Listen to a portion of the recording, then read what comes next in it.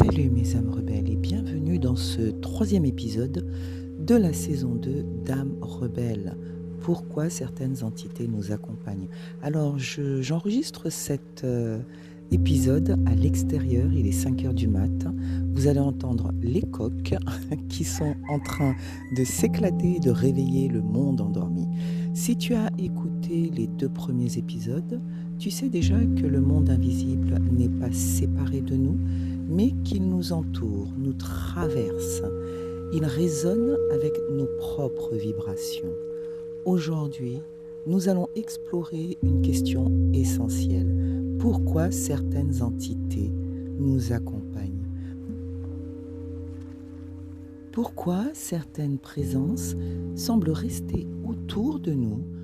Pourquoi nous ressentons parfois des énergies familières, protectrices, et d'autres beaucoup plus lourdes ou perturbantes? Tu vas découvrir que rien n'est hasard dans les mondes subtils et que chaque rencontre énergétique a un sens, une mission, un message. Parlons d'abord des entités miroirs, celles qui nous révèlent. Beaucoup d'entités apparaissent dans notre champ énergétique par résonance. Elles ne sont pas là contre nous, mais pour nous montrer quelque chose de nous. Elles reflètent nos émotions, nos blessures, nos mémoires, nos peurs non libérées. Par exemple, une âme errante qui s'accroche à toi peut révéler ton propre attachement à une douleur passée. Une énergie dense autour de toi peut simplement te parler de ton besoin d'ancrage ou alors de ton besoin de repos. Ces entités miroirs ne sont ni bonnes ni mauvaises. Elles vibrent où nous vibrons, jusqu'à ce que nous changions notre propre fréquence. Quand tu comprends cela, tu reprends ton pouvoir, tu cesses de subir et tu redeviens créatrice consciente de ton espace énergétique. Ensuite, les entités protectrices et les guides spirituels. À d'autres moments, ce sont des présences bienveillantes qui nous accompagnent, des guides spirituels, des ancêtres, des anges ou des êtres de lumière. Ils ne s'imposent jamais, ils se manifestent par la douceur, la paix, la lumière et toujours le respect de ton libre arbitre. Leur rôle n'est pas de faire à ta place, mais de t'éclairer, d'éclairer ton chemin, de t'encourager, de t'inspirer.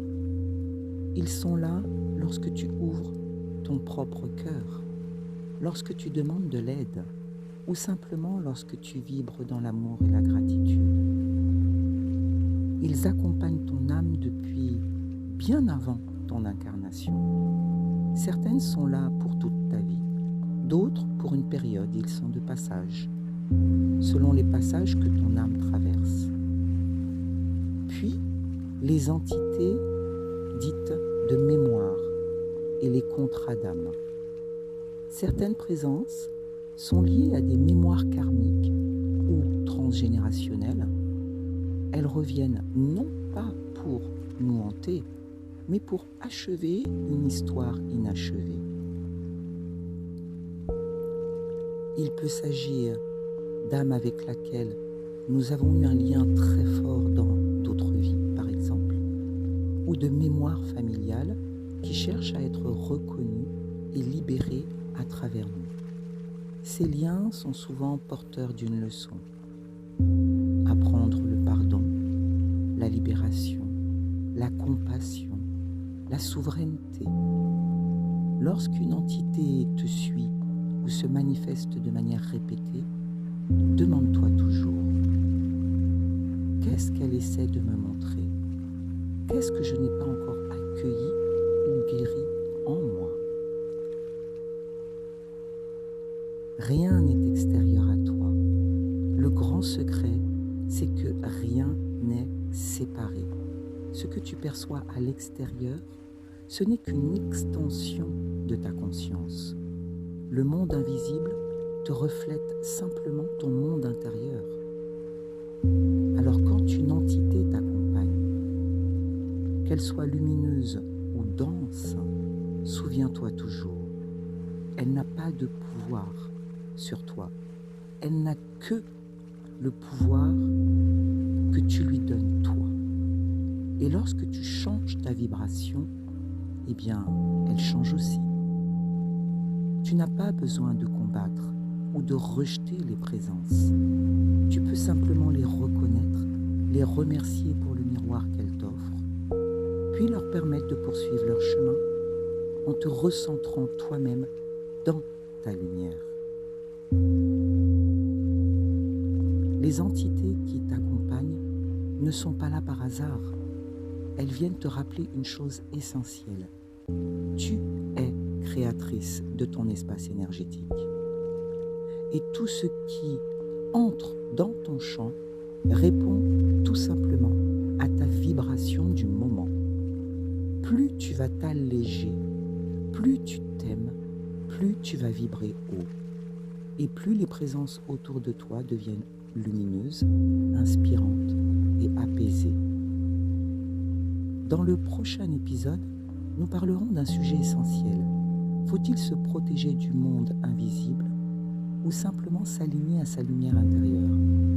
Tu verras que la vraie protection ne vient pas des rituels extérieurs, mais de ton état vibratoire. Et si tu ressens le besoin d'être accompagné pour libérer ton champ ou retrouver ton énergie vitale, je t'accueille avec douceur dans un soin énergétique personnalisé pour t'aider à retrouver ta paix intérieure et ton rayonnement naturel. Je déposerai le lien dans cet épisode. Et rappelle-toi, chaque rencontre énergétique est une invitation à grandir et ta lumière reste toujours plus puissante que tout ce que tu peux rencontrer. Love sur toi.